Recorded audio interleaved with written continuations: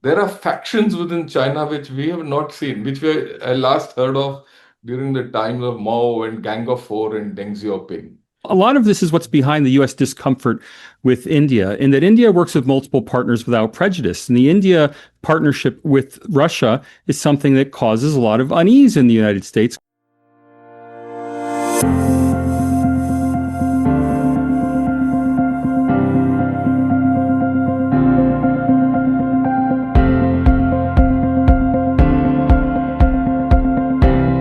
Welcome to The Focus, I'm John Bruni. Today we are pleased to be speaking with returning guest, Lieutenant General Ravi Shankar, former Director General of Artillery of the Indian Army, who many of you will know from his insightful analyses on the Gunner's Shot YouTube channel.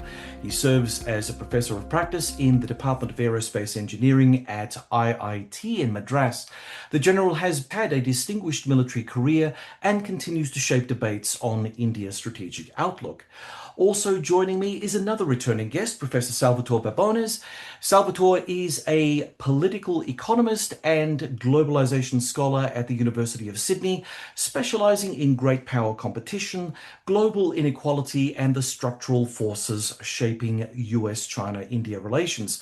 A prolific author and media commentator, Salvatore brings a hard-headed systems-level perspective to the shifting balance of power in the international order. Shankar and Salvatore, thank you and welcome back to The Focus. We're recording on the 17th of February 2026, on the eve of the Chinese New Year and the start of Ramadan, an auspicious time indeed for a discussion about global order and shifting power. Thank you both for joining me. Pleasure to be here. Great being here with you, Dr. John Bruni, and Professor Salvatore Babones, whom I've heard quite a bit, and I'm looking forward to a great discussion going ahead. Thank you.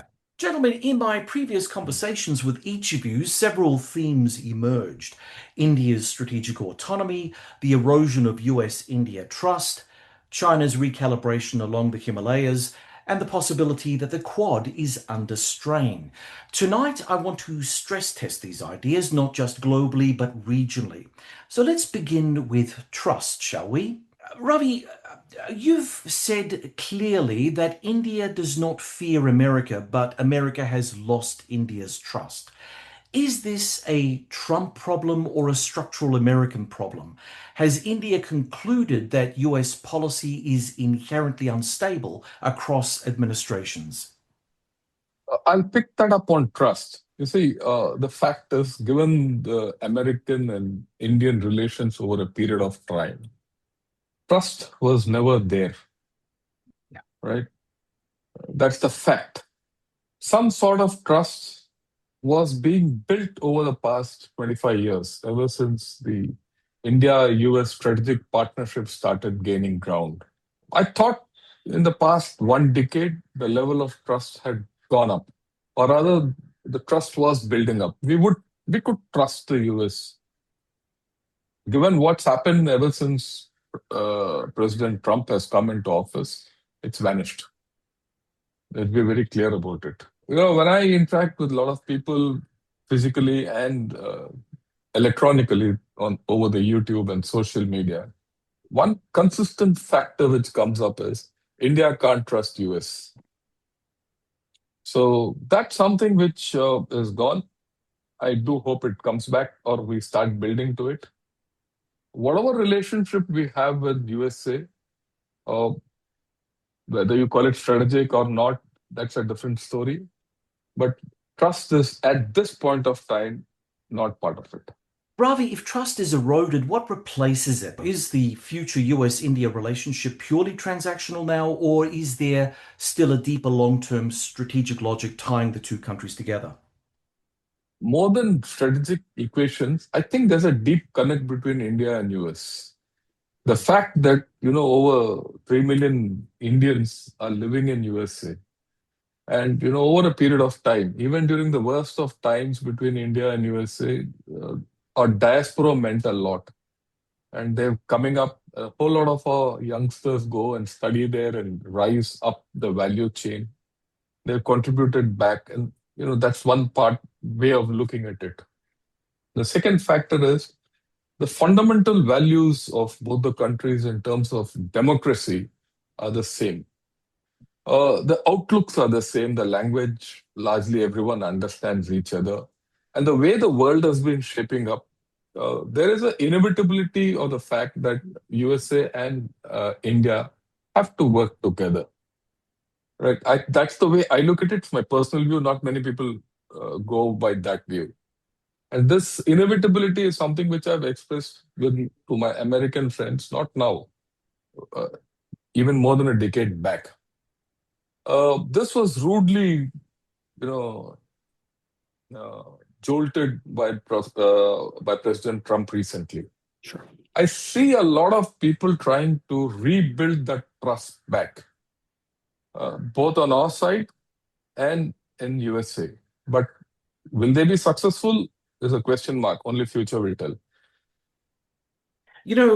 Salvatore, just to bring you in on this discussion, often we talk about nations being represented by leaders, but sometimes, or in most cases actually, nations grind on with relations based not so much on their leadership, but on what would be technically considered by some of the conspiracy theorists out there, the deep state. There is that level of government to government relationship that isn't troubled by whoever happens to be the political figure of the time. Sure. Do you think that the current relationship problems that we have aren't really what's happening? Because, as Ravi just said, there are people at both levels in India and America reaching back out to each other in spite of the kind of headline news that keeps on coming out from DC. First, I'd be wary about using the word trust with regard to countries. It anthropomorphizes countries, and countries are not people. Countries are led by people, governments take actions, populations have opinions, but a country never trusts, quote unquote, another country. I mean, if India does not trust the United States, who does India trust? I'm not sure India trusts anyone any more than the United States trusts anyone or Canada trusts anyone. Instead, we should be talking about relying upon other countries. So, in specific situations, can India rely upon the United States to engage in a pure cash and carry deal for F-35 jet fighters, or will it suspect that the U.S. would always have some kind of kill switch in the electronics? I think India would be wary that there would be a kill switch in the electronics. On the other hand, can India rely on France to provide fighter jets, Rafale fighter jets, on a cash and carry basis without interfering? Well, I think it probably can, not least because France has no particular interests that would ever collide with the interests of India. It would never disapprove of the use of its jets by India. And so it's unlikely that France would insert a secret kill switch in the jet. Now, that's the kind of example I would use. And that's why I'm glad you asked about the quote unquote deep state, because deep states are not amorphous entities. They're actual people. When we talk about the deep state, we may not name names, but we all know who we mean. We mean the permanent Washington, or dare I say the permanent Delhi, that is engaged in implementing policy, and that if a political leader they don't like comes into office, they can stymie policy, maybe not completely stop it, but they can act against the political leadership, or they can be let loose by a political leader to pursue the policies they want. The American deep state, I think, has not much sympathy for India. It's built up decades of ties in Pakistan. I think there are credible allegations that the U.S. deep state was at least sympathetic to the change of regime in Bangladesh, which was very much against India's interests, whatever else you may feel about the Sheikh Hasina government. So would that deep state in the U.S. be perhaps ill-disposed towards greater friendship with India? That's possible. On the other hand, if Donald Trump takes an extreme political action, like the announcement of Liberation Day tariffs on India last year, well, then I think the deep state might recoil from that and say, no, that's not as far as we want to go, and slow it down. But these are actual people taking actual actions, often based on personal interests, like consulting jobs, like expectations of future employment. They may be in the pay legally or under the table of foreign actors or of domestic actors who want to influence policy. All of this is a complex milieu in which international relations occur, not a personification of India personified relates to America personified. That's an excellent point, Salvatore. Now, going back to Ravi, can you describe for our audience, especially the non-Indian section of our audience, what you would consider the Indian deep state and what their core concerns are? And this is what I want to hear. Great minds think alike, Salvatore. Look, let me put it this way. When you talk of a deep state, every country has a deep state. And that deep state is probably immutable. When we think that deep states are transitionary or transactional, they're not. They're deep. And they're the core values of that country. Whether it's a democracy or autocracy, or a communist country like China, because that core ideology will matter. To that extent, what is the deep state of India? The deep state of India is fundamentally our polity, our bureaucracy, our military, our attitudes, which have been built over years. They don't change with the politician or a particular party coming in. India is not built that way. Unlike USA, where, what you've seen in USA is the deep state in USA has changed with President Trump drastically. He's brought his own deep state in, but that doesn't happen in India. So it changes over a period of time. And it's taken over 10 years for the current BJP government to change the character of the deep state in India to something different. So the deep state in India works to its interests. The difference is, what are your interests? The interests of India, say, 20 years back were far different from what India's interests are today. And those interests are fundamentally guided by your population. Right? In India, there's nothing I can put my finger on as a deep state. And let me give you my own personal example. When I grew up in the military, for us, if you consider the military as your deep state, for us, trusting USA was out of question. Like what the professor said, it's not a matter of trust between nations, interests, right? But at some level, you have, as a military man, you trust, because we are grown up that way, where we place our lives in the trust of someone else. So that trust factor was never there. If someone spoke to me about a US guy, we could never trust him. And for that matter, India has never trusted any other military. And that's our history. Right? And if you look at it from the geopolitical history also, like USA has always sided with Pakistan through history. It's not new. And the fact that many recent things have happened have guided all this. So we don't have a deep state like USA, but we have a deep state. Every country has a deep state. Those are the policies. I would say, to the extent it might be contrary to the way people think, our fundamental constitution is itself the backbone of our deep state. Right? So that's the way I look at it. It's not anything, and deep states are amorphous.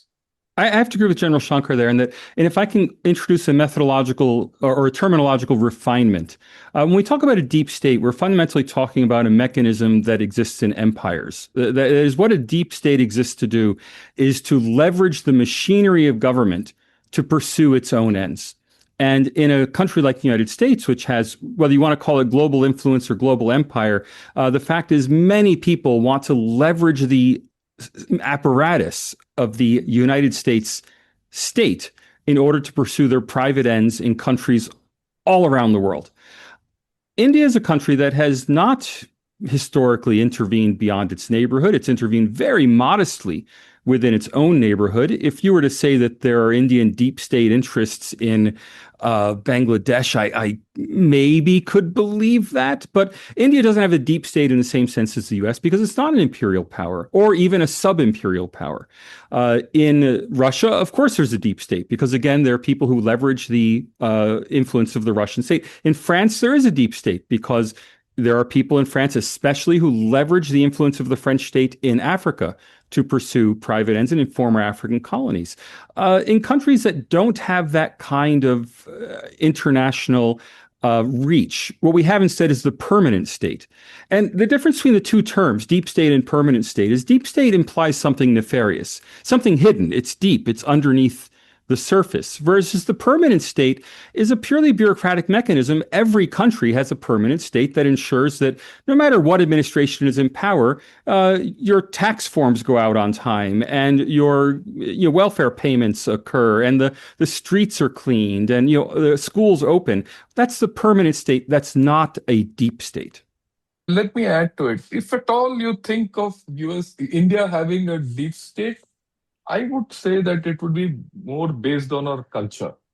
And I'll tell you why. I'm not talking of current international relations. If you look at the Indian culture, it has spread far and wide, and it has spread through our religions, which have been exported all over the world. That's the deepest of the deep state, right? So to that extent, the culture is what keeps us. Actually, he's put it better. Professor Babones has put it better as a permanent state. And that permanent state in India is driven by culture. That's my experience. And this culture I would like to put across is different from religion. India is a country where religions change every 20, 30 kilometers. One street might be one religion, the second street might be a completely second religion, and the third street could have a third religion. But the culture is what drives our state. Difficult for many people to understand, but that's how it is. I have to just interject here because I think there's something really important in this discussion so far.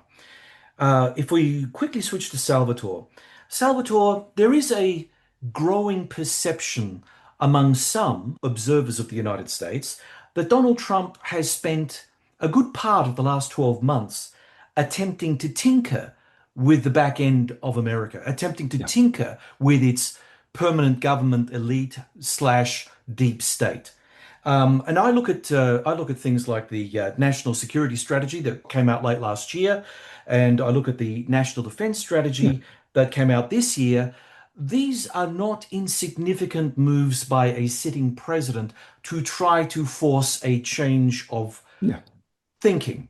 Now, having said that, do you think a lot of this is still in the realm of media hyperbole, or do you think that there is a reality that we're having to try to settle with on the US side of the ledger? Now, if I can then go back to Ravi and ask, Ravi, in India, since Modi, has Prime Minister Modi affected the changing direction within India's governing elite? Has he had a handle on the development of India today at that deep level, that deep state level? Okay. I know there's nothing worse for an interviewer than guests who agree, but General Shankar is correct that look, Trump has shaken up the U.S. deep state, and that's why he's been so fiercely resisted in the United States, because he's upset many people whose lives and livelihoods, careers and livelihoods at least, depend on the continuing patronage of the U.S. government. That patronage has been redirected elsewhere. A lot of that has been, dare I say, grubby in many ways. So the shift towards crypto bros, in the U.S. and them being admitted into the deep state in the U.S. But let's face it, people connected with the Trump family orbit have made agreements in Pakistan to affect Pakistan's crypto strategy. Where's that coming from? Why is Pakistan suddenly a crypto state in bed with people related to the Trump family? Well, because the U.S. deep state is experiencing churn in a way that it really hasn't experienced since the end of World War II, and under Republican and Democratic presidents. And that's what makes Trump so incredibly threatening to the U.S. deep state, is that people are out, and they're afraid that first Trump was an aberration. They're afraid that now this is going to be solidified, and there will be a J.D. Vance presidency, or there will be a Marco Rubio presidency that will simply continue this new group of people who have entered in and displaced the former permanent deep state in Washington. And to some extent, and if I can anticipate General Shankar here for a moment, a similar thing happened in India after Narendra Modi was elected in 2004. There was a lot of feeling that this was an aberration. It was only going to be 5 years. Then normalcy would reassert itself. And so people were very patient. The real attempts to vilify Narendra Modi and to present his government as illegitimate, especially using international indices. And that's where my own specialty comes from, is the international indices. That real effort started after he was reelected in 2019, to the extent that the Variety Democracy Institute, after he was reelected, went back and changed its earlier evaluations of India to reflect its new understanding, which I think was prompted by the fact that this was not just an aberration. Narendra Modi, the BJP, and the RSS that underlies them were now going to be changing India's governance structures in a permanent way, not merely coming to power for 5 years and then leaving again. I quite agree with his reading. You have to understand, before all this happened, we've had a long line of Congress governments or Congress-backed governments with just that 5-year period of the Vajpayee government. And before that, we had a set of Khichdi governments. We call them a hodgepodge set of governments. Those didn't do well. That was when political instability in India was pretty high. When Mr. Narendra Modi came in, you're talking of a government structure which was tuned to our history, which was historically doing certain things, right? And naturally, when you're embedded so deep-rooted ideas, the bureaucracy, the system, the structure will take time to change. And Mr. Narendra Modi had radically different ideas. And in the first term, really speaking, he couldn't achieve much. It wasn't great. But what he did achieve was tell people that he had the will to change. And India needed a reset. Let me be very honest here, right? India needed a huge reset. And here was a man who was coming, who was personally honest. He was personally caring for India, and he was prepared to reset. And they elected him back. And that's done good. Now, I've seen this change, dramatic change which has happened in India. For those of you who are outside, you don't feel it. I feel it sitting here. The past 8 years, India has changed. Today, the India we are talking of is no more the India you could think, say, even 3-4 years back. There's a change in the way people behave. See, what Mr. Modi has done is that's the most important thing. He's changed the way people behave. He's changed the way the common man behaves. And that's important for any nation, which I didn't myself see, say, half a decade back. It's not a matter of USA. It's not a matter of fighting wars with Pakistan or what's happening in Bangladesh. It's something internal. The same thing, whatever is happening internally in USA, what Mr. Trump is doing internally to the USA, whether you call it MAGA, ICE, all those Dodge and all that, he's doing an internal churn in USA, which is changing the exterior of USA. I think the same thing has happened here over a longer period of time and in a more gradual manner without any great shakeups.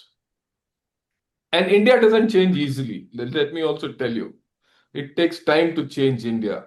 So what Mr. Modi showed in the first 3, 4, 5 years of his, tenure was intent. And that intent is now turning into practice in India. And what you're going to see, maybe in the next 5, 6 years, is going to be a completely different India. This is the way I compare both USA and India at this point of time. Okay, gentlemen, if we could just quickly now pivot away from that element of the discussion and move towards something like the Quad and Indo-Pacific security architecture. So, Salvatore, if, as you say, we can't call it trust, but let's say if reliance is strained between India and the US and the Quad is under pressure, is the Indo-Pacific moving toward a multipolar equilibrium or toward fragmentation? First, there is no Quad. Let's be honest. It's just a term. It doesn't mean anything. When we say, I mean, I always push political scientists. I'm a sociologist. I'm not a political scientist. I always push political scientists, international relations theorists, to be specific about examples. So, can India rely on the U.S.? Rely on the U.S. to do what? Would India ever expect the U.S. to send troops to fight in Ladakh? No. Is India expecting the U.S. to provide munitions in the sense that it's arming Ukraine? Well, no. Is India expecting the U.S. fleet to come to the Indian Ocean and sweep it clear of opponents? Well, no. So what does this word mean? Can India rely on the U.S. or can India depend on the U.S.? India's not depending on the U.S. for anything. The Quad is merely a broad alignment of countries that all oppose China, that all refuse to say that they're opposing China, right? Because none of the Quad official material mentioned that it's a Quad. It's only China that says the Quad is aligned against China. The fact is, all four countries have their own security reservations about China, and all four countries in the Quad, India, Australia, US, Japan, are independently pursuing their security vis-a-vis China. They're not doing anything specific in relation to the alignment that they've formed. I'm sure they're talking to each other. That's good. I guess that's not a bad thing. But there's no there to come under strain. Ravi. I quite agree with him because the Quad was a great idea. Before it could take any concrete shape, it was killed. The end of story. It was a necessity at a point of time, but I think that necessity is also gone past. Now, let me qualify. See, the four countries which are involved, and for the fifth country. So let's discuss that fifth country called China. See, unless you know, after all, Quad was formed, or rather, the idea came about to contain China, to be very, open about it. Yeah. Right.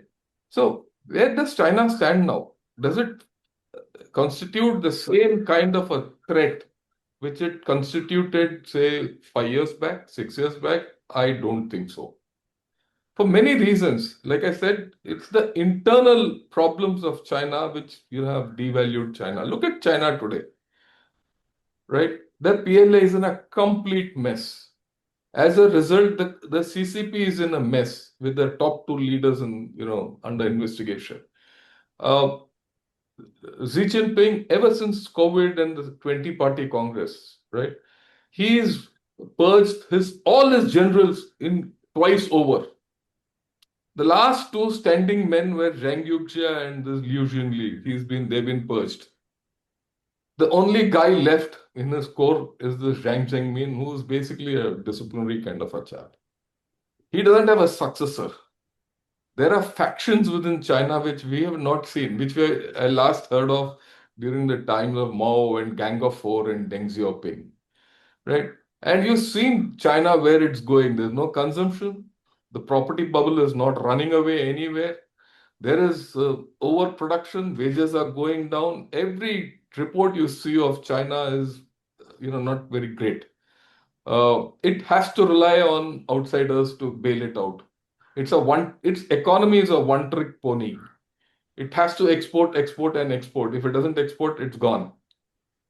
Even its armed forces, I mean, I wonder how a armed force can function without generals and with a political leadership at the top. At this point of time, I don't think it is an armed force which can go halfway to Taiwan. Why halfway to Taiwan? I don't think they'll be able to put their foot in water to go to Taiwan.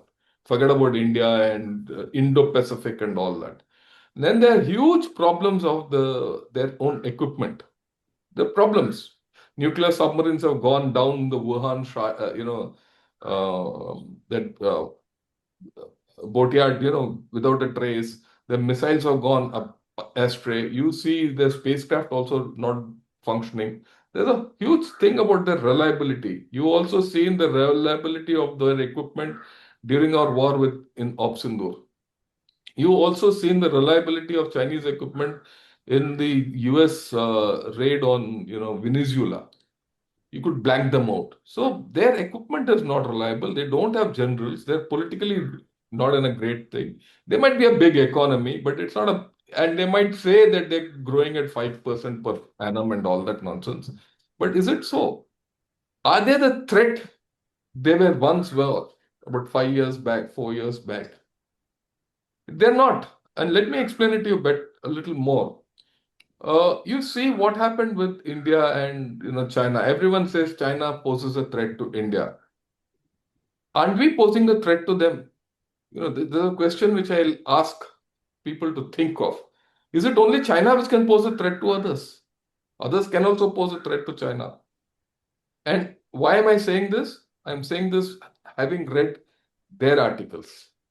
Because the way India has rebalanced towards China and the way we have developed our infrastructure, they started talking defensively. I mean, it was for me a revelation when they said, look, if India comes in 30 kilometers, this is the way we will behave. If India comes in 100 kilometers, this is the way our response will be. If they come 200 kilometers, this is the way that our response will be. An offensive army doesn't think this way. Right. And what has happened again in the India-China context, I must put it in the right perspective. 2017, we had the incident at Doklam where we pushed them back. That was the first time China realized that, look, it's going to be a difficult thing with India. Then what happened in Ladakh 2017? It didn't stop there. 2022, another incident where we had to really beat them back, physically beat them back. And in 2024, they tried something else in a place called Chumar when they wanted to build a road. We put a block to it. Now, if you look at it over a continuum of 4-5 years, I'm talking of 7 years, China has not succeeded against us. We know how to handle China. And we don't need US support to, handle China. We are very confident of it. So to that extent, the Chinese threat has morphed. If the Chinese threat has morphed, do you read the Quad that way? One. Number two, you look at the latest thing, Japan. You look at the way Japan has started remilitarizing. You see the Chinese reaction to what Japan is doing. They're talking of cutting the head of a pig off and all that nonsense. And you look at what their foreign minister Wang Yi has spoken in the Munich Security Dialogue. His talk was not about US, China, US, China, India. It was more about China, Japan. So in this Quad, you see Japan has changed, right? Japan has changed in the past 5 years. India has changed. US has changed. So has China. So is there a case for the Quad to exist? I don't think so. There's no requirement. So the requirement is more. And where have conflicts occurred? They've not occurred. They're not occurred in the Pacific. They've occurred in the Indo part. Today, if that's part of Indian Ocean, isn't it? The Red Sea is part of the Indian Ocean. It's not part of the Mediterranean. The Gulf of Hormuz sits in the Indian Ocean. And where is one war has been fought here with long-range missiles, right? You have the two American aircraft carriers sitting around the Gulf of Hormuz in the North Arabian Sea. So the Indo part of it is very important today, right? So I think the more important thing is to have a relook at the Indo-Pacific construct. Of course, China is by no means I'm going to underestimate the Chinese threat. After all, they have their momentum of holding a big navy continues, armament continues, everything continues. So who knows? Tomorrow if there's someone who's for regime survival, they might do something externally, and that's the history of China. So there are a lot of things. So I think we need to come at a new modus vivendi of Indo-Pacific construct. And that construct today has to expand to, I would say, Philippines, Taiwan, and Indonesia too. even Malaysia to a large extent. So I think we need to have an Indo-Pacific construct, which is more important to me than a Quad anymore. Salvatore. No, I mean we fundamentally agree that the Quad as such is not an important institutional mechanism, and that each country in the Quad has its own reasons to confront China, and China is not nearly as strong as people like to believe it is. Look, I would have to argue that the basis of a lot of the security now is starting to move toward the bilateral and moving away from multilateral arrangements. The critical one that I'm really thinking of at the moment is, of course, Japan and India, where there is a lot of commercial agreements moving forward, and Japan has become very important as a trading partner for India. Now, with a new Japanese Prime Minister Sanaya, where do we think the relationship will go? And because the new Japanese government seems to be towing a little bit more of a hard line against China, is there a possibility that if there were to be, and this is completely hypothetical, but if there were to be a ramming of the boats incident or something else, where would India stand in that sort of hypothetical scenario? Okay. Uh, Let me describe the India-Japan relationship. First and foremost, it's a very old relationship, which is very solid. Uh, in India, we are very clear that Japan stood by India at a time of our own crisis. And Japan has been instrumental in reviving India's economy to a large extent. And you might find it funny, but let me, the biggest selling car in India is the Suzuki. And it started long way back in 84 when we didn't have a decent car being made in India. And it started. And today that Suzuki is the biggest, not only the biggest selling car, it's also the most exported car. So our relationship with Japan starts then. And revival of our economy in many ways, Japan has had a hand in it. So second, Shinzo Abe, he recognized India for its strength. And this came about during the 2004 tsunami. In the 2004 tsunami, uh, the American forces were hard pressed to come and reach out to people, to help them out, disaster relief. Indian Navy moved out at that point of time, despite the fact that we had our own problems. We were affected by the tsunami. Despite that, we moved out. So it was at that point of time. And interestingly, the PLA Navy stuck to Shanghai. They didn't come out during the tsunami. It was at that point of time, late Mr. Shinzo Abe said, look, here is a country which we've always been friendly with, but we've not leveraged it well enough. It's time that we need to bring it into some order. And that is how the idea of Quad was formed. That is the basis on which the idea of Quad was formed. So from there to now, the relationship has only grown. You see, if you look at the political history or the recent political history of Japan, you had a whole lot of people coming in and going out, as prime ministers and all that. Recent to it's quite a bit. But despite this, the last incident, the third in the landmark, which I'll quote, recently before the SCO conference, Prime Minister Modi went to Japan first. He spent a day in Japan. Then the next day he went to the SCO.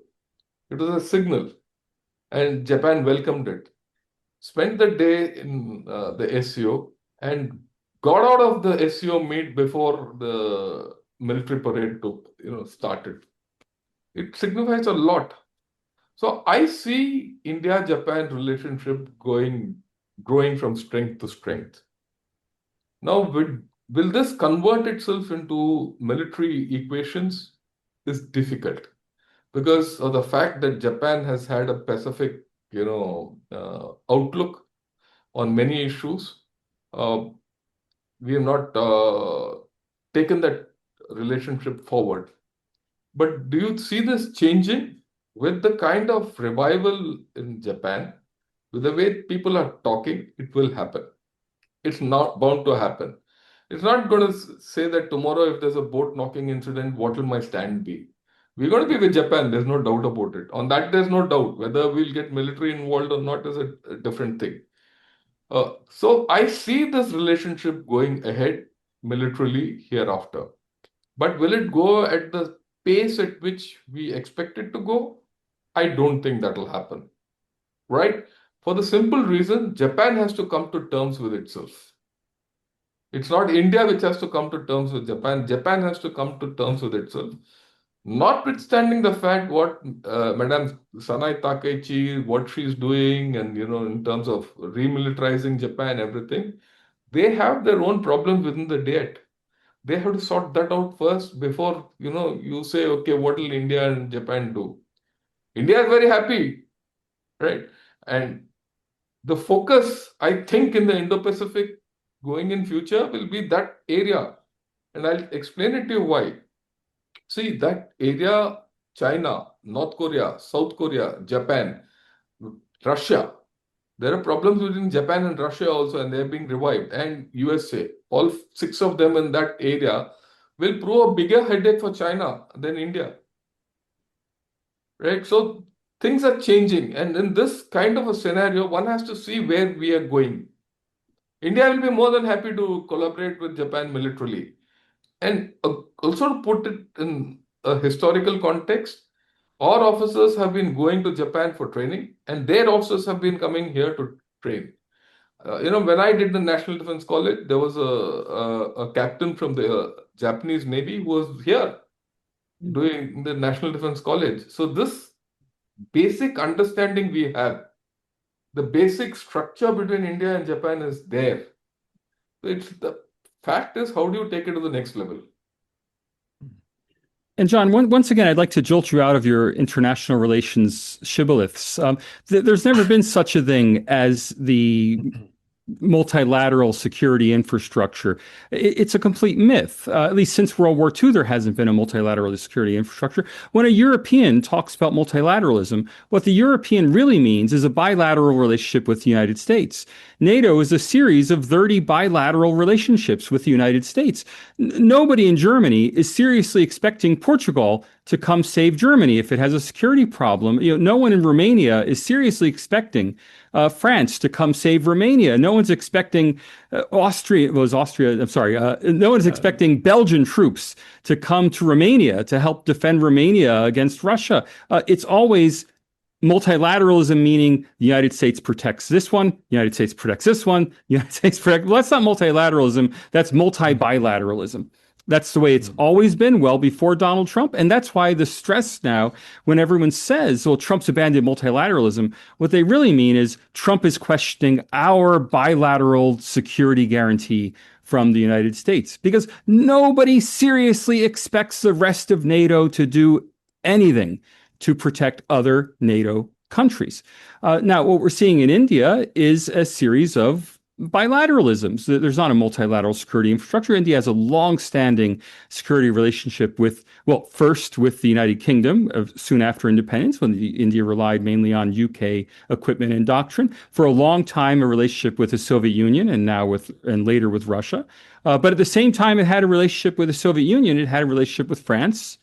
The bilateral security relationship. Even though France and the Soviet Union were not aligned, they were both involved in India's security. And Japan's involvement in India doesn't depend on the Quad. It doesn't depend on a U.S. endorsement of Japan being involved in a security relationship with India. It's a Japan-India relationship. And all of these relationships are bilateral, and they always have been. And that's what I want to stress. This is not something new in the era of Trump. This is something that's been the case since the 1950s. So taking that on board, can we say that India's security is underpinned by multiple bilateralisms, right? No, India's security is underpinned by India. I mean, in all of these partnerships, it not only is it India that's alone, no one's sending troops to India, but on top of that, India's relationships have, to a large extent, and the general can correct me if I'm wrong, been on a transactional cash and carry basis. That is, the relationship is, you give us the stuff, we'll use it. It's not a bilateral relationship in that India is not doing anything to support Russia or the Soviet Union. India is not doing anything to support France, except perhaps keeping their defense industries in business by buying enough equipment to make it worthwhile. Ravi? Look, India has, had a more on bilaterals. We've never been part of any alignment, right? And there's a reason for it. For the best part of our history, till say about 4 5 years back, we were never considered a great power that will go and do anything. And plus, our own outward thinking was also not, it was not outward thinking. We didn't have strategic footprint going around. We didn't have that. We didn't need it. For the best part of our time, we were only looking at defending ourselves. We had three threats. One was from Pakistan direct, second was from China direct, and third was an ideological threat which was manifesting within, right? And that is radical Islam, basically. It was manifesting, not only radical Islam, even left-wing extremism. So we had our own problems. We didn't have the luxury of looking out. It's only now when certain things are changing, our economy is going up, and our internal problems are settled. We have huge problems, but they're not anywhere near what it was, say, 10 years back, even 5 years back. So things we have started looking out.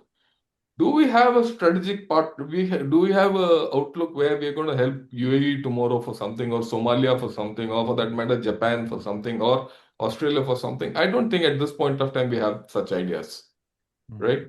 It's going to take time. And I agree with them. For the best part of our time, we said, okay, you help us where we can, you take your cash. It was a cash and carry kind of a thing both ways. But I suspect this will change. And it's going to change because of the factors which I've said. China is no more the giant which it was.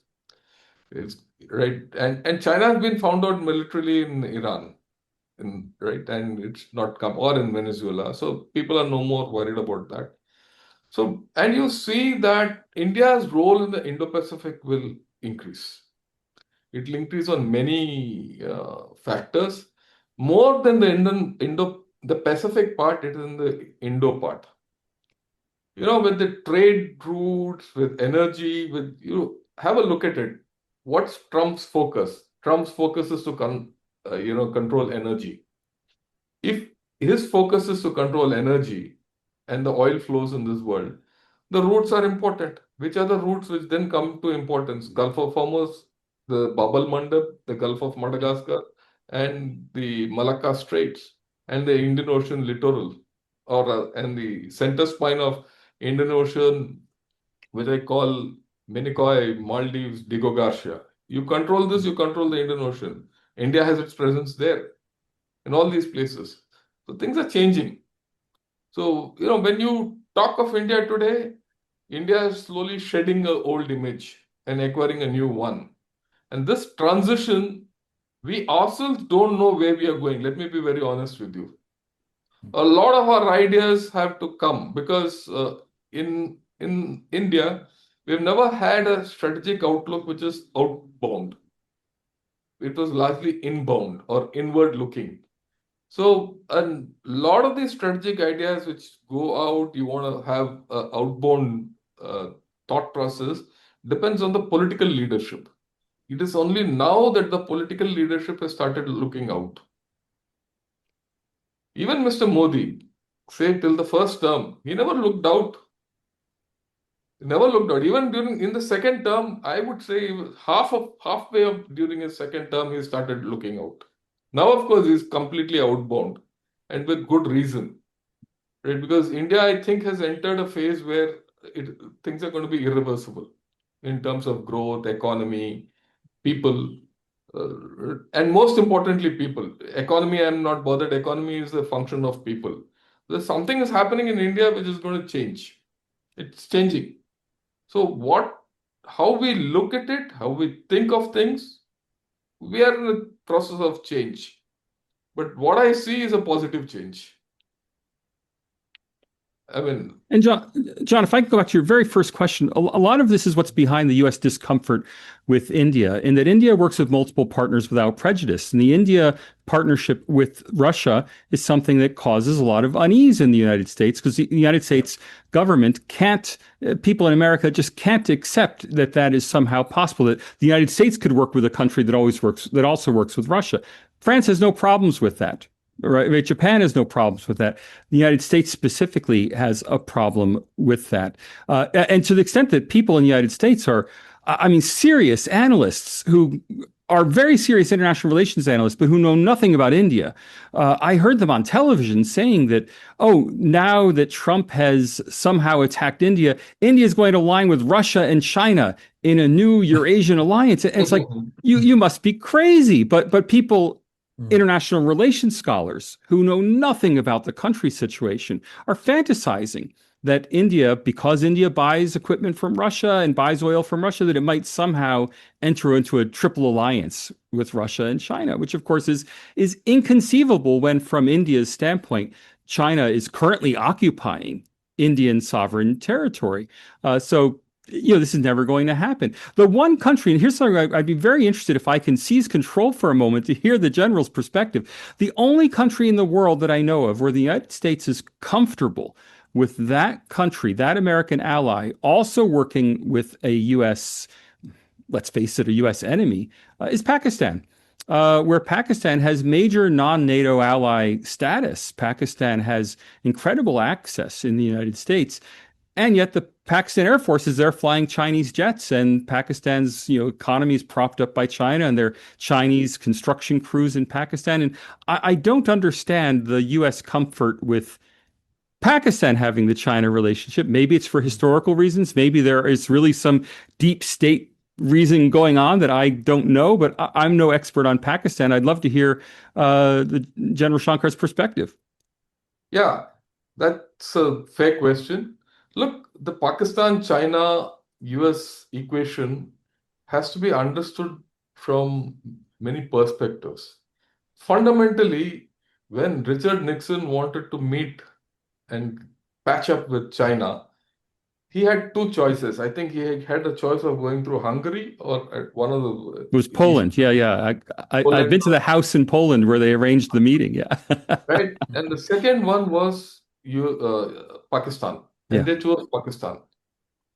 See, so it was Pakistan which midwife the equation between China and USA.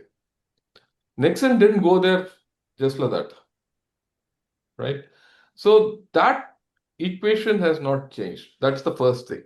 The second thing is USA wanted a ally or a country which can, ally with them against USSR at a point of time. Last century, Cold War, and Pakistan readily offered themselves to the USSR, or rather to USA, especially when USSR got into Afghanistan. One, that's the second part. But even before that, go back to the time when Ayub Khan was the martial law dictator in Pakistan. Pakistan joined SEATO, CENTO, and all that at that point of time when USA had Iran as its ally, and the Shah of Iran was its ally. Shah plus Pakistan, where the bulwark against expanding USSR southwards into Asia and all that. So Pakistan and USA have a huge history, and they can't let go of each other. And part of the story was that the British overhang, that the Britishers created Pakistan to ensure that the communist Russia doesn't join hands with socialist India. You see, there's another angle to the story. That's one. Second, when the PRC came into being, the first country which recognized PRC and Mao was Pakistan. Really? And for the simple reason that they wanted China to be against India. That period. Right? So Pakistan has this dual relationship. USA didn't mind that relationship for a long time because till 72. Why 72? Till the late 90s. Why I wouldn't say late 90s, till recently. USA, uh, Pakistan was a conduit for USA to China. It was an unofficial conduit which went through, right? And so for some reason, Pakistanis listen to China better than USA directly. So it was in US interest to let China get into Pakistan to control Pakistan.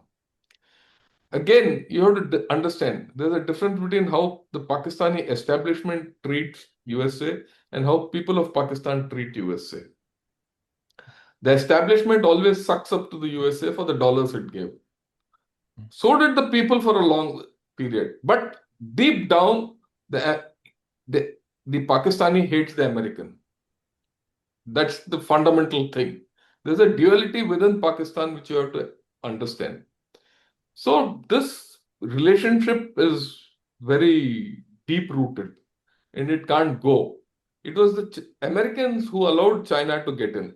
Now, after the American withdrawal from Afghanistan and exit from Pakistan, China saw it as an opportunity. They came in full steam with the, CPC and BRI and Gwadar, and they wanted to convert Gwadar as their, first overseas theater command headquarters in this second strike capability. All this is there in black and white. So now America has said, look, we can't let uh, China take over Pakistan because it's inimical to their strategic interests. So they got back in. And they'll never let Pakistan go. Add to that is the fact that there's a mother load of copper out there, and Trump's antennas are focused towards resources. He wants that copper. How he'll get that copper out is a different story. That has a different connotation altogether, and that's in the heart of Balochistan where there's a major problem, right? And it's not going to be an easy relationship. And where that mother lode is, it's at a place called Rikotik. 60 kilometers away from that, there's another mine called Shandak, where the Chinese are mining. And they've been mining for the past 10 years, right? So there's going to be a clash there sooner or later. It's a matter of time. But US has to get in because otherwise China will get taken over by Pakistan. So, and of course, Pakistan, the way it is, it's a nuclear state. It's gone down the chute. There's nothing left in Pakistan economically as of today. Both there, along the Durand line, the Afghanistan scene is very bad.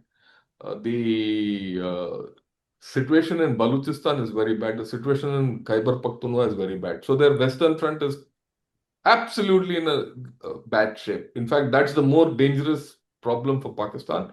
It's an existential problem for Pakistan. And the Indian border is the most stable one, if I may say. Now, in all this, the problem for USA is what happens to the nuclear weapons of Pakistan or the nuclear element of Pakistan if Pakistan tomorrow ceases to be a state. And that is why they don't want to allow it to break up. Otherwise, Pakistan by now would have been broken up by India itself. Forget about anyone else. So that's the scare. For the Chinese find Pakistan a useful tool to come against India because China has started perceiving India as its major, rival in Asia. And if it cannot get its supremacy in Asia, how can it be a world leader? So, for many diverse reasons, USA and China will support Pakistan. And they'll support Pakistan against India. Now that you did speak of Bangladesh and Pakistan and all that. Why did USA get into Bangladesh and topple the Hasina government? It's a moot question.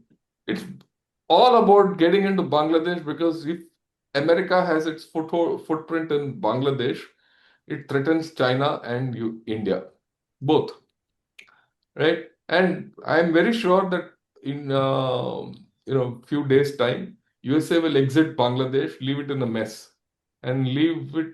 That mess will be like a cancer for India. We'll have to live with it. We are very clear about it, and even Chinese are very clear about it because it's not very easy for the Chinese also there. It's not easy for any country to have a destabilized region. So suddenly you'll find that China around Yunnan, the western end, has a destabilized area in Myanmar and a destabilized Bangladesh is not good news for China either, right? So US is doing what it has to do, and that's the reason why Pakistan is being kept in humor by Trump. Also, the fact that crypto, WLF, everything. And here I must tell you a story. It's a very funny thing. The WLF mining, crypto mining needs energy, and Pakistan has surplus energy. And this surplus energy has been created by whom? By China through the which CPEC. So the crypto energy requirement is going to come from China through Pakistan. So they'll have a relationship. It's complicated. This is how it is. Well, it's interesting that you should say that because the next question is going to focus on Trumpist America, Salvador. Um, I'm not even does in America. I know, but you understand it so But well, right? I did write a book about Donald Trump, though. So You did. So and you know how I love beating my Trump bandwagon. So let's do this one for the audience. Can the United States, under a Trumpist doctrine, tolerate a genuinely multipolar Asia, one where India is one of multiple independent actors rather than being aligned to any bloc? again, I'll question the premise of the question.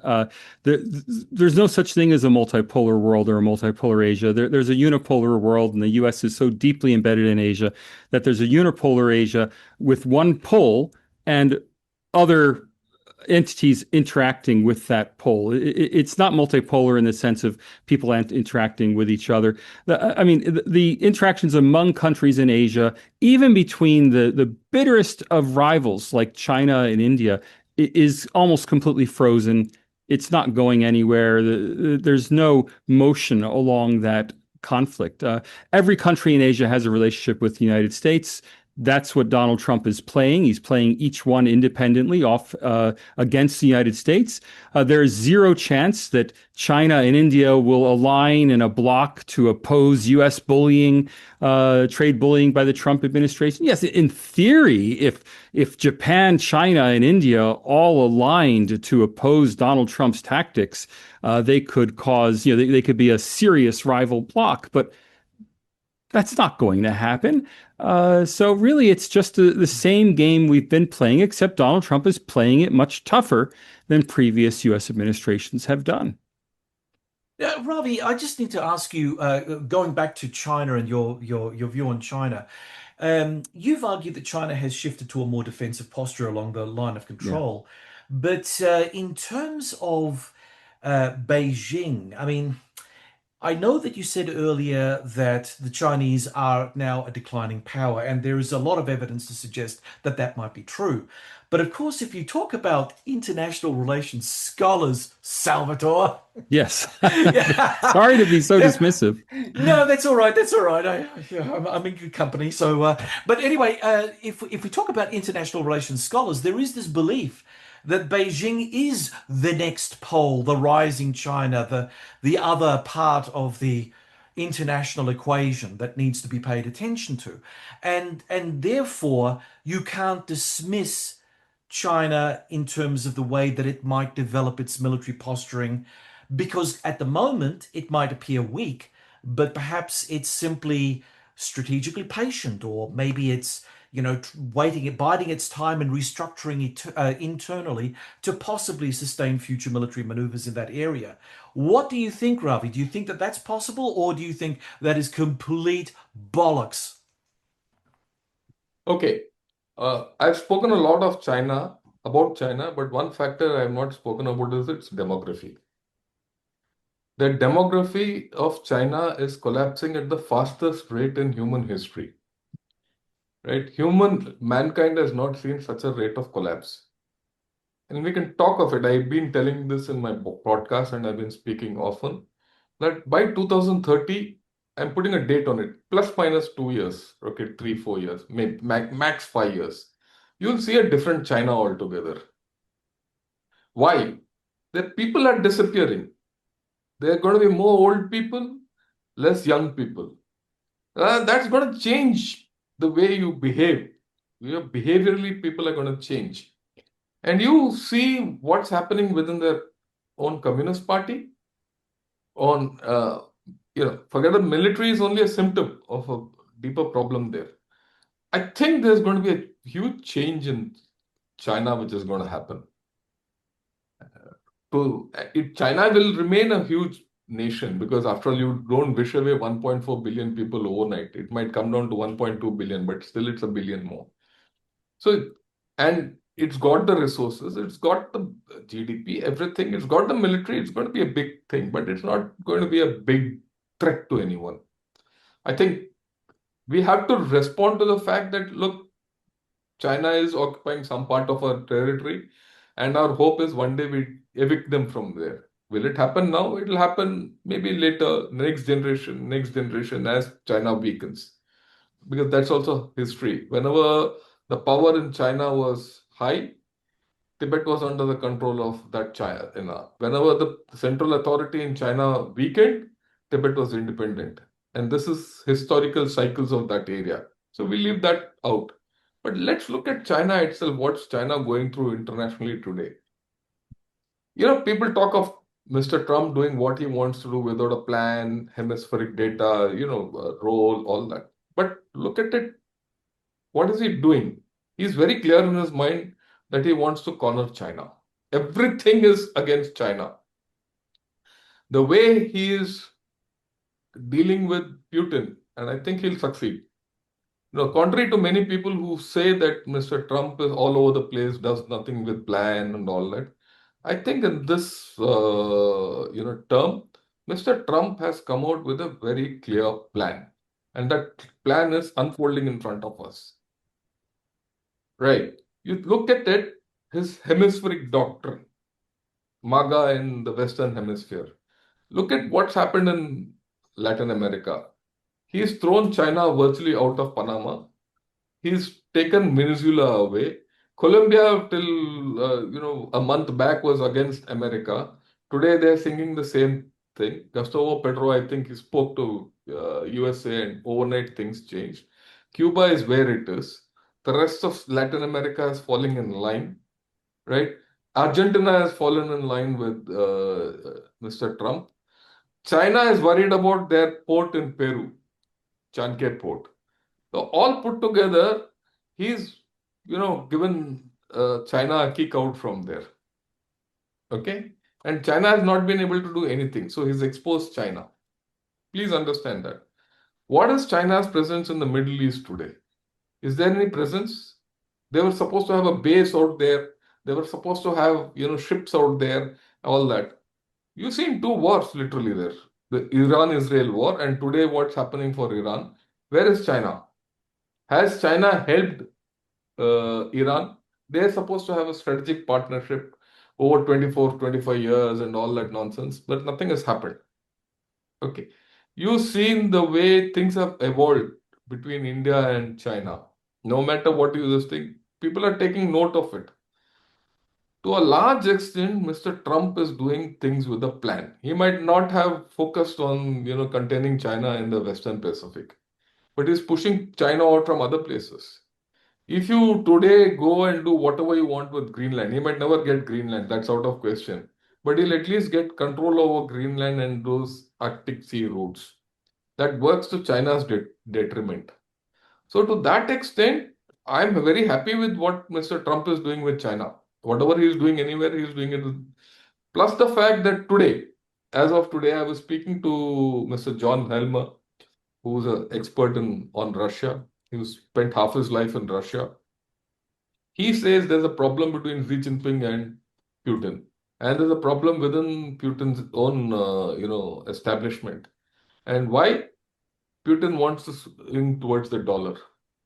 And if that happens, well, I think China is pretty well isolated.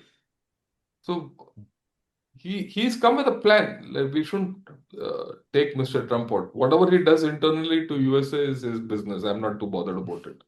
I'm only bothered about it in terms of what our guys who have gone there who are as immigrants are facing. That's a different story. Whether the dollar collapses or not, if the dollar collapses, it will be a global problem. That we'll see tomorrow. Right? But as of today, he's pushing China back. We have to understand that. So if you see that, how does India deal with USA?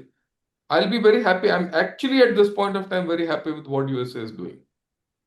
I'm also very happy with US presence in Pakistan in a backhanded way. I'm not too bothered because if China has its footprint in Pakistan and US also has footprint in Pakistan, Pakistan becomes a battleground state between China and USA, and it gives me cover. I'm not bothered, and Pakistan will behave.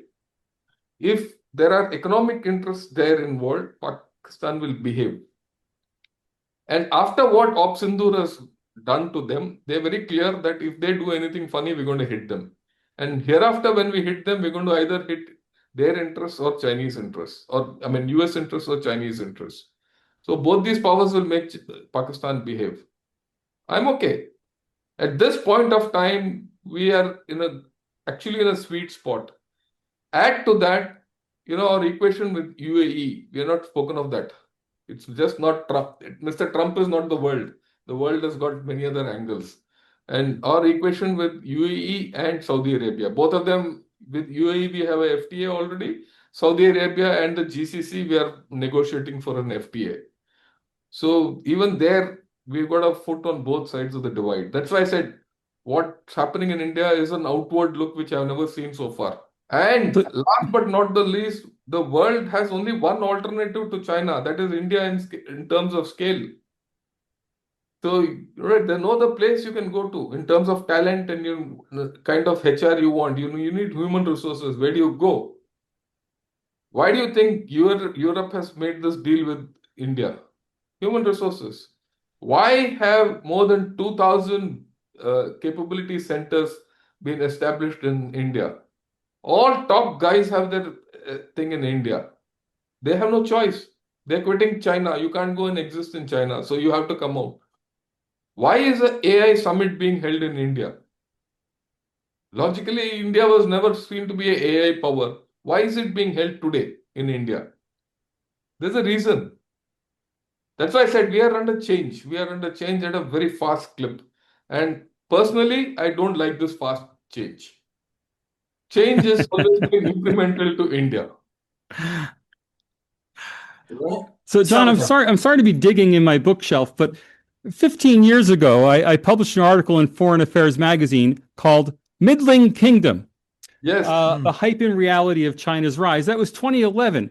Now, in that article, I said China's growth would stop by 2020, and then demography would take over, and China would never be a serious rival to the United States. Interestingly, that article was paired with an article by Arvind Subramanian, who would later become, I believe, chief economic advisor. Yeah, he was the chief economic advisor. Okay, so Arvind Subramanian wrote in 2011 that by 2030, China would have more than half the GDP per capita of the United States. And since it had a population 4 times as large, it would be dominating the United States by 2030. Now, it's only 2026. China's got 4 years to grow. Maybe China's economy is going to triple in the next 3 years. I can't say Good luck for with that. sure, but I think I won that bet. Of course, I went on to be associate professor of sociology at the University of Sydney. He went on to the IMF, the government of India, and to become a very high price economic consultant. But that's the fact. China was never going to overtake the United States. It's not a threat now. It's on a downward trajectory, not an upward trajectory. I put all this in a book for you. American Tianxia. Tianxia is the Chinese word for worlding or world society. That the world society that China is looking for, the Tianxia that Chinese international relations theorists talk about, has come into existence. Unfortunately for them, it's not a Chinese Tianxia. It's an American Tianxia. Not exactly an empire. The U.S. is an imperial country in its institutions, but the U.S. doesn't exercise empire over the world. The United States doesn't directly rule countries around the world. Instead, the U.S., in the Chinese Tianxia sense, acts as a center that sets the standard of civilization. And yes, I mean that even in the Trump era, the U.S. sets the standard for civilization that other countries follow. other countries behave in ways that are endorsed by the United States. Not every country. North Korea doesn't. Iran doesn't. Chavez's Venezuela doesn't. But in large part, countries align with U.S. power, influence, and desires and models. And that is not going anywhere. That's only been solidified in the world of AI and the world. I mean, that article I wrote in 2011 was pre-iPhone. I mean, the internet existed, but not the world of mobile networks. And now with the world of AI, that American dominance has become incredibly solidified in ways that I didn't even imagine in 2011, but nonetheless, we're clear to see we're going to come one way or another.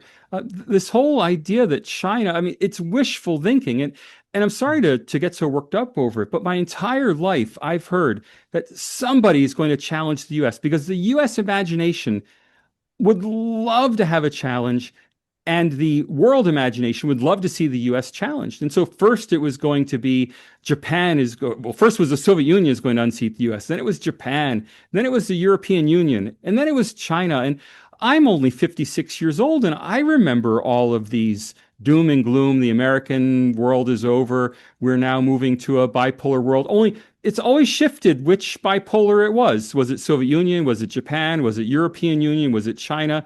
And India may very well be next. To which I say to the Indian IR theorists who are now fantasizing that the United States is trying to prevent economic growth in India because it doesn't want to see India become the next challenger in a bipolar, U.S.-India competition. Again, that's a pure fantasy because it's never going to happen. U.S. dominance is very secure, and almost everyone in the United States wants to see strong economic growth in India. Well, hang on a tick, Salvatore. I must pick up my cudgels here. There is Mark Carney's Canada.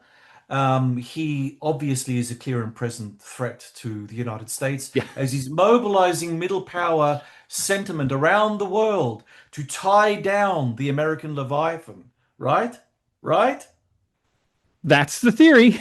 And we'll see if it happens, but of course it won't happen. And look, people may dislike Donald Trump. Donald Trump will be gone in 3 years. That's not an issue. People hated Ronald Reagan around the world.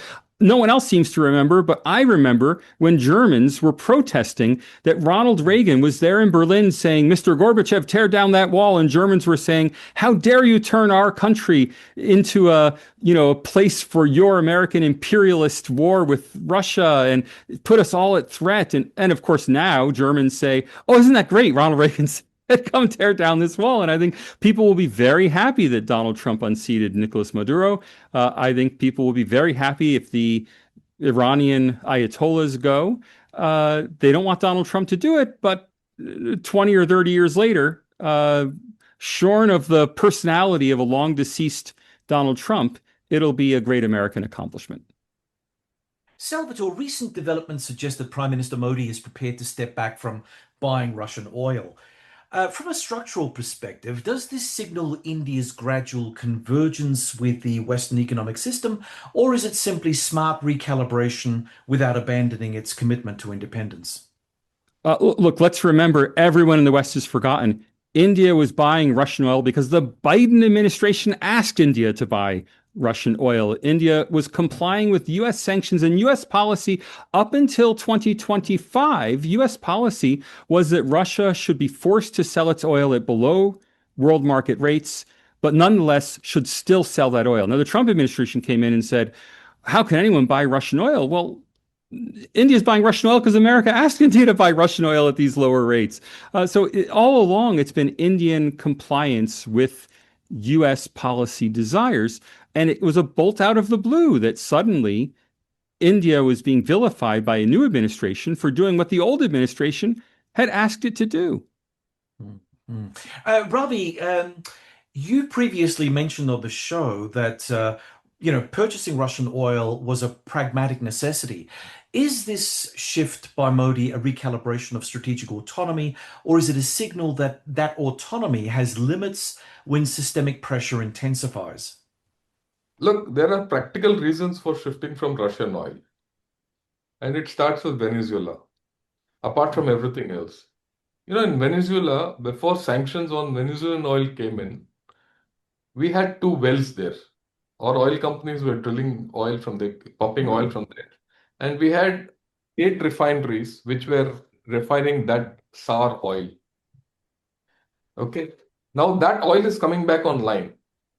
And when that oil starts coming back online, it doesn't, make sense to depend on Russia too much. One.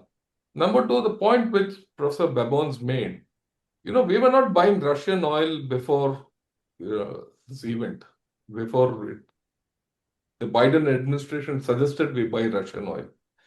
Our dependence on Russian oil was only 2%. Today it's gone up to 40%, and we find it's out of place.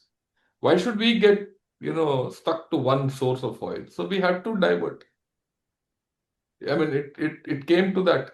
Plus the fact that if you want to ease out your equations with others, somewhere else you have to tighten. It's a zero-sum game at the end of the day. It's not going to happen that, you want to have good relations with Russia and good relations with USA at the cost of something else and all that. And also the fact that our relations with Russia were fine, one to one, we have a historic relations and all that. We also had to take into account Russia's equations with China. Also have to take into account Russia's equations with Pakistan. Please, why? Today you see that Pakistan is trying to sell its JF-17 all over the world, right? Many countries it's gone JF-17. Where does JF-17 get engines from? Russia. So why should I buy, oil from Russia so that Russia sells JF-17 engines to Pakistan? So there are a lot of things. The world is not made up only of India-US relations or US and others relations.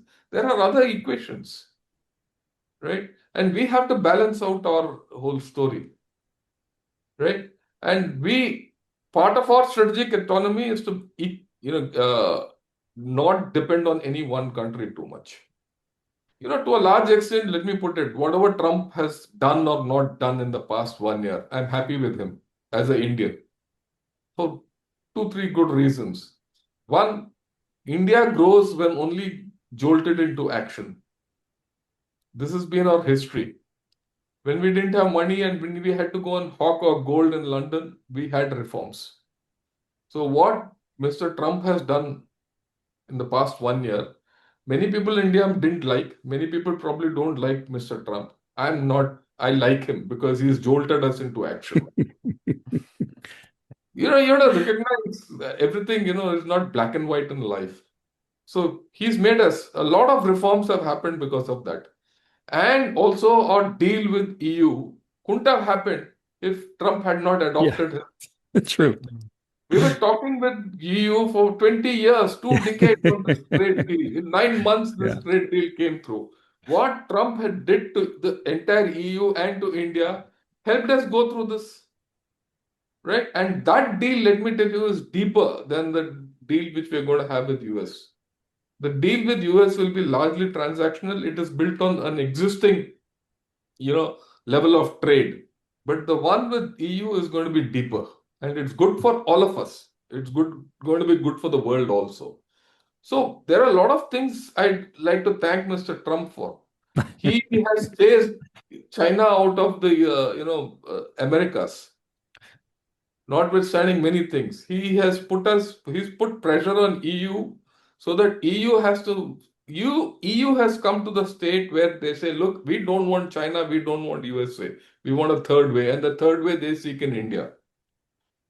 And tomorrow, the Brazilian president is coming here.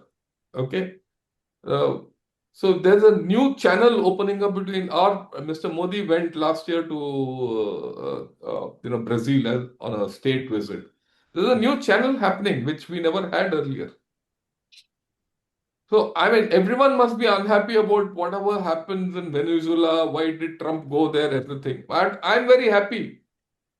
That's a boon of $500 million to us straight away because that was what was locked up there. So I want to put across there are different perspectives than the standard ones which you come across in the West. And nothing is in black and white. We all exist in shades of gray. And let me remind you that Mark Carney also probably owes his prime ministership to Donald Trump.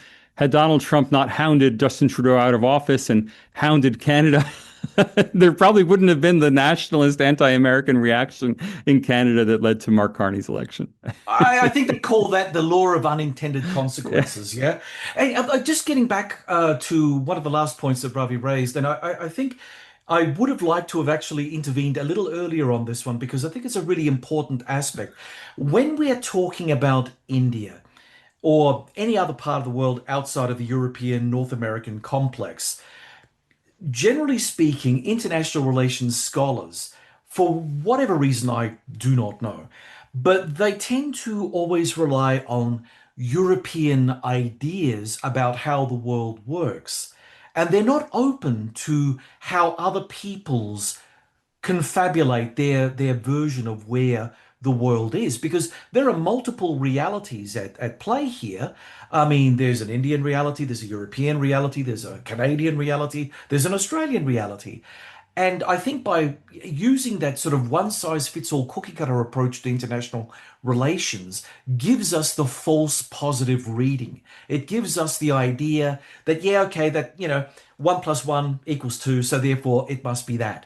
And yet it's at the subtext level that things like that tend to fall apart because, of course, things are more complicated and other people do have differing ideas of where they are placed in the world.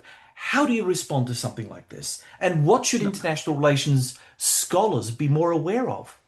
John, as a sociologist of international relations, I have to explain to you the international relations profession arose in the U.S. as a response to the rise of the United States to global power and the need for Americans to be able to interpret what does this mean. So fundamentally, international relations means American relations. Other countries have developed their own disciplines of international relations on the American model, to the extent that when you read things written by IR scholars, by American IR scholars, you'll almost, not, I won't say almost always, you will frequently, and I would say more than half the time, hear things written in the royal we. We should do this. We should do that. We must look to this. It's like as if they control American policy. And then when you read something from a Japanese scholar, it'll say, well, we should do this or we should do that, and, meaning Japan. And it's almost as if they all believe they're playing model United Nations, and each of them is playing the role of their country in a model UN instead of attacking things analytically. And thus much of if you think of major traditions like realism in international relations, realism is overwhelmingly applied in cases of US relations with other countries. And I've often asked IR students, aren't there any other relationships? I mean, can you use your IR theory to explain Cambodia's relationship with Vietnam? Or to explain Rwanda's relationship with Burundi? I mean, if these are IR theories, and not America relations theories, they should be of general applicability. Unfortunately, the entire international relations profession is oriented to understanding America's foreign policy, not to understanding the world's foreign policies, to such an extent that other countries IR scholars in other countries have consciously or unconsciously adopted this model, which is why I find so much IR theory to be so childish.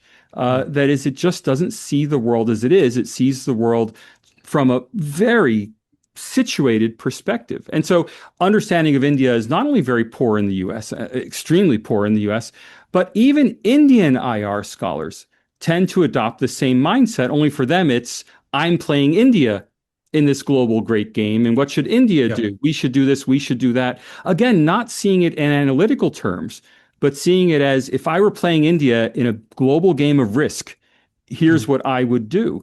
I just find it very unacademic.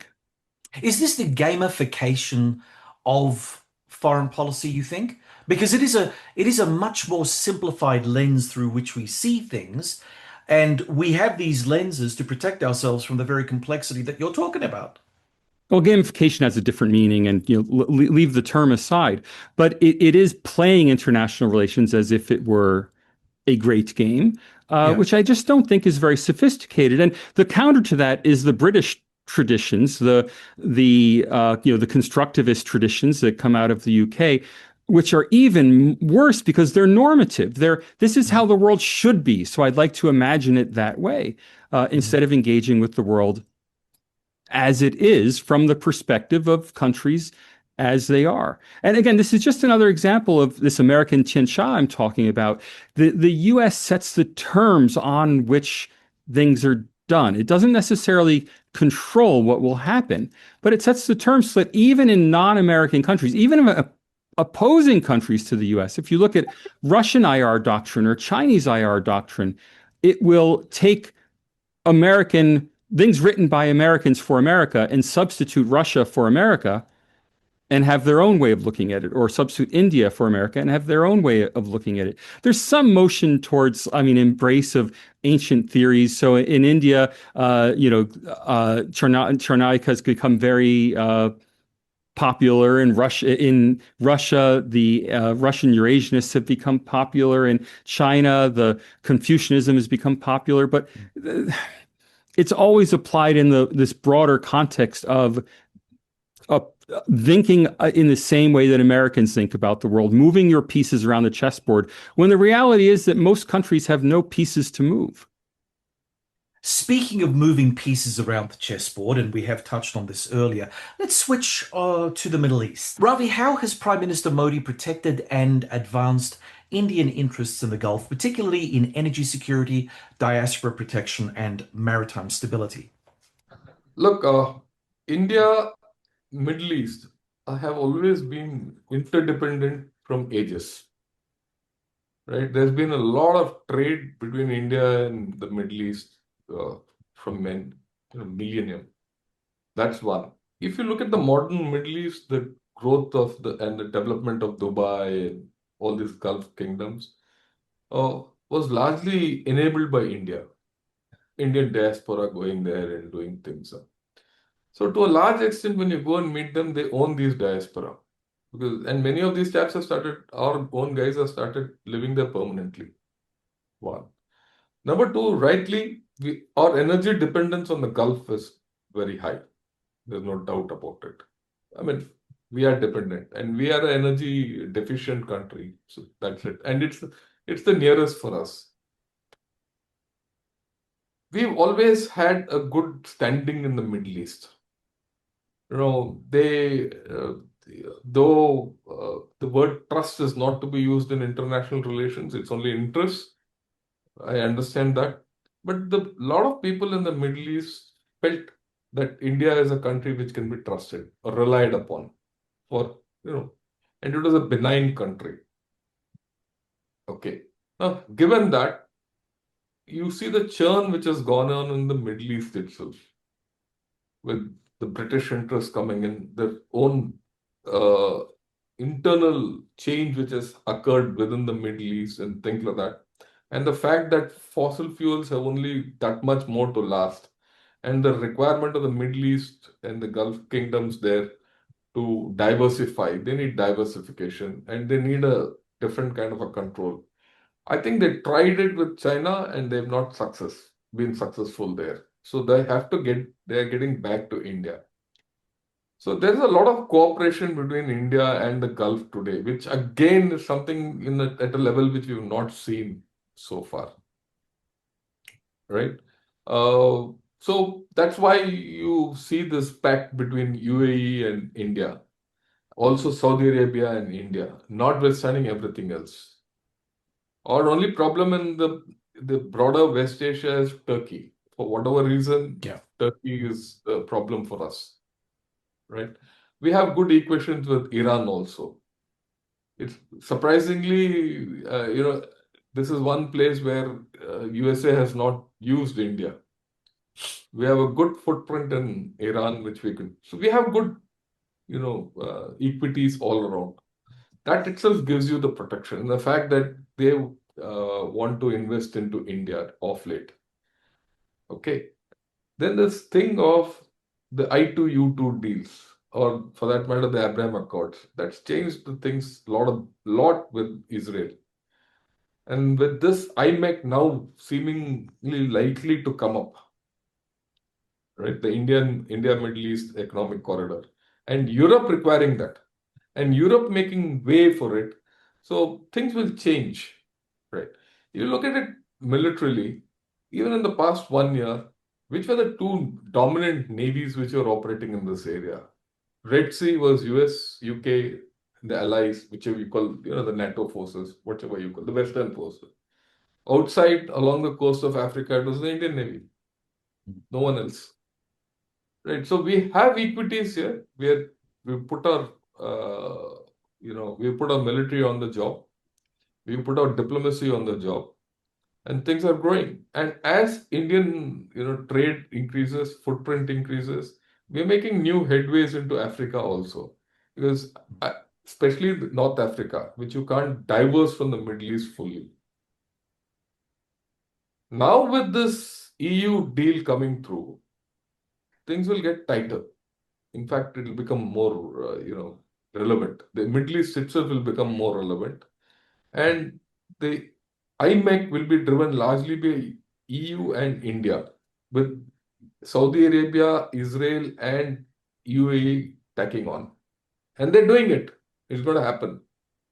Okay. So, Well, having said that, though, Ravi, if President Trump were to initiate military action against Iran, I mean, how would India respond?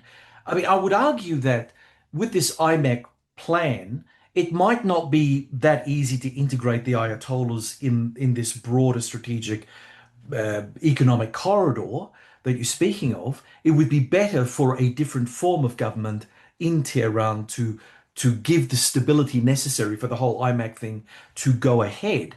So what would New Delhi do if the bombs start falling all over Iran? Would they condemn this act? Would they remain neutral? Would they quietly manage the fallout? What would they do? see, Iran, we understand Iran well. And what has happened between Iran and Israel, and with this, those bombs which went into Fordo and Natanz, Yeah, yeah. we know that we've handled that. So same thing will happen again. Mm. That's the first thing, right? We have no problem. But having said that, we know, and in any case, the IMEC and that corridor was never, Iran was never part of it. Iran was never a threat to that, right?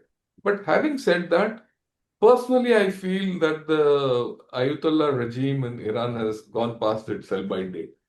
Yeah, sure. How they change is a issue, and it's not going to be easy. Because as many as people are there in Iran who are not for the Ayatollahs, there are that many who are for the Ayatollahs. Whatever Trump is doing is only for his own sake, for the nuclear status of Iran. And that tomorrow Iran doesn't become another North Korea. Right. That's it. And the second fact is that he can control Iran's oil. These are the two issues. Right. That's a thing between Iran and the Western world and Iran and USA. It's been very clear between the two of us that we are not going to interfere in this. But I personally feel that this thing should change and it will change. It's a matter of time. After all, that Ayatollah can't live forever. I mean, there's no succession there, and that succession war, something will happen. And let's recognize Trump is putting immense pressure on Iran. Where are the talks at this point of time stuck? Military action versus a deal. If a deal happens, this doesn't happen. Will military actions go in for a deal? And where's the deal stuck? Iran wants a nuclear deal plus de-sanctions, or rather, removal of sanctions. USA is not prepared to do that. They want just a deal and no sanctions removal. So I think if they can resolve that, things will happen. Personally, I don't think much will happen there.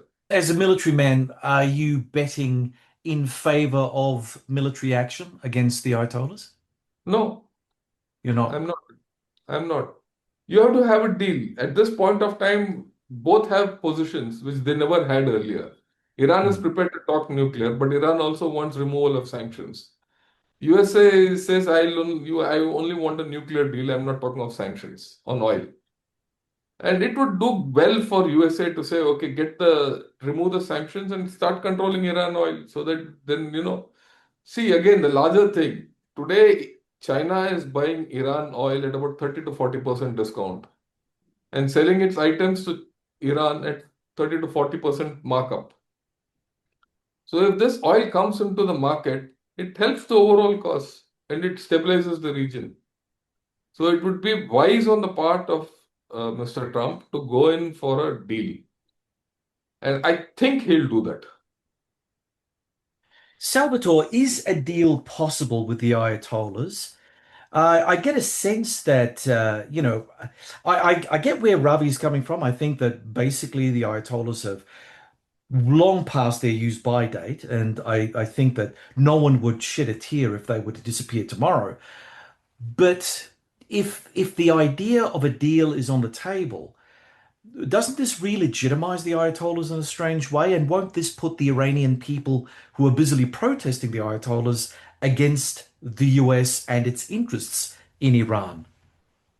John, I'm going to pull a politician on you and answer the question you should have asked instead of the question you asked. Look, I know nothing about Iran and I know nothing about the Ayatollahs, and I really can't give an answer to that. What I'd like to give you is an answer to the previous question about India and the Middle East. Okay. General Shankar said that that relationship goes back millennia, and that's true. But we don't have to go to the mists of time. In the 18th century, the language of government in India was Persian, at least in North India. Yeah, that's right. In the 19th century, Oman and Yemen were governed from India, not directly from Britain. In the 20th century, the troops who fought the Ottoman Empire on behalf of the British were Indian troops. It was Punjabis fighting in Iraq, not a bunch of people from England who formed the bulk of the army in Iraq. After independence, these ties and they're also deep cultural ties. So the Islam ties, we tend to think of, Pakistan is the, Muslim country of South Asia. No, the cultural center of Islam in the subcontinent is in India. The Deobandi movement, which is a massive Muslim reform movement that ultimately inspired the Muslim Brotherhood in Egypt, is an Indian movement. It comes from the east of India, even the whole other side of India. That is the intellectual center of Islam in the South Asian region, in the Indian subcontinent, is not in the areas that became part of Pakistan or in the areas that became part of Bangladesh, but in the areas that remained inside India. So there are very strong cultural, very strong economic, very strong historical ties between India and especially the Arab Middle East. I'm not as familiar with ties between India and the Persian Middle East. I don't know as much about Iran, but in the Arab world, the Indian, not only the business influence, the cultural influence, and we always forget, because we think of India as a Hindu country. India is a 200 million strong Muslim country, and the Indian Muslim cultural influence in the Middle East is, I would dare say, much stronger than the Pakistani Muslim cultural influence in the Middle East, despite the fact that after partition, it was Pakistani pilots who flew Saudi Arabia's jets. I mean, that era is long gone. The cultural connection is more close, I think, to India than to Pakistan. Let me give you a modern thing. Till the mid 80s, maybe even 90s, Bahrain's postage stamps used to be Indian. The Indian Post and Telegraph Department used to operate the Bahrain Post and Telegraph Department. Many places the currency was also Indian. So the connect is too deep. Pakistan is an upstart country. Pakistan has to still discover itself for many reasons. And this is something which many people in the West don't understand. Dubai was built by India. The actual guys who went and did the hard work was India, right? I mean, look at it. Even in the modern this thing, you have a temple in Dubai, which is not there anywhere else in the Muslim world today. Recent. So there's a lot of flow between India and the Middle East.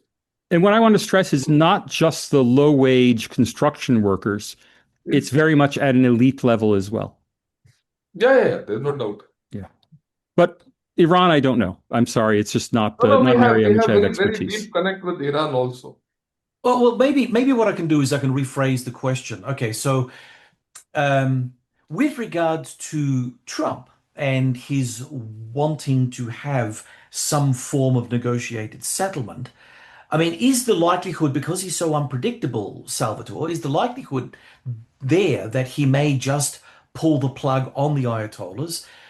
Maybe not because of what he knows about Iran, but because he also doesn't know that much about Iran and he sees it as a pushover.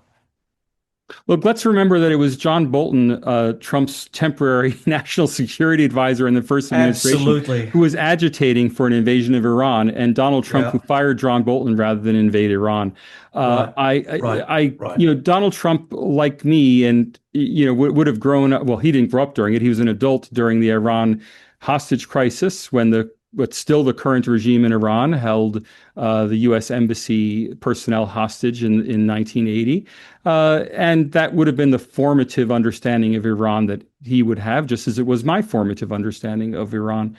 Mm. But that's a long time ago. That's now 45 years ago.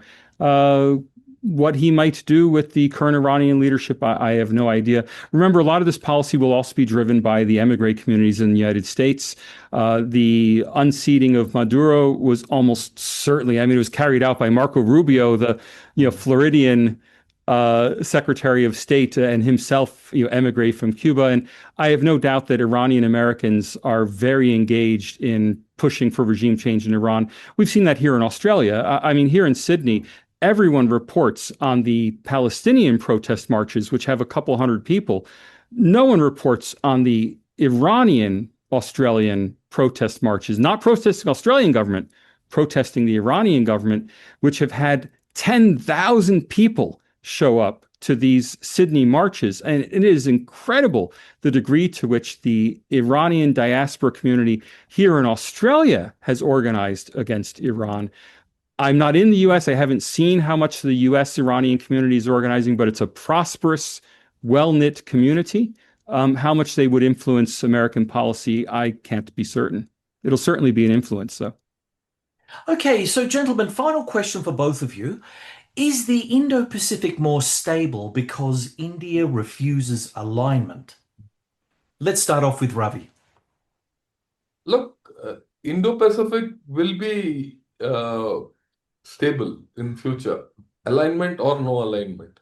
Because the fundamental alignment of India, Japan, Australia, USA, and I'll add Philippines, Indonesia, and Taiwan will come into play. These are natural democracies. And democracies have a way of aligning with themselves. Right? Things are going to happen. Already you see this happening. Like I said, everyone talks of the Pacific part ever since this Indo-Pacific story has come. The problem has been in the Indo part, that too in the western part of the Indian Ocean. Right? That's the reality. The instability has not been there. And I go with what Salvatore has said about China. I think China is overhyped. Once upon a time, it suited people to say China has this, China has that. I don't think China has the capability of doing anything great.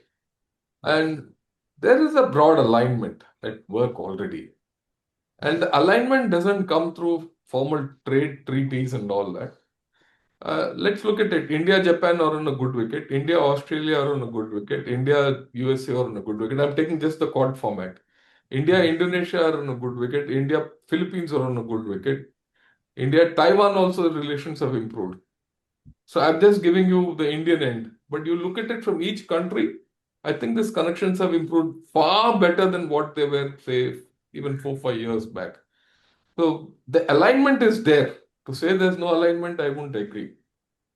Right? Will the Indo-Pacific be more stable? I think so.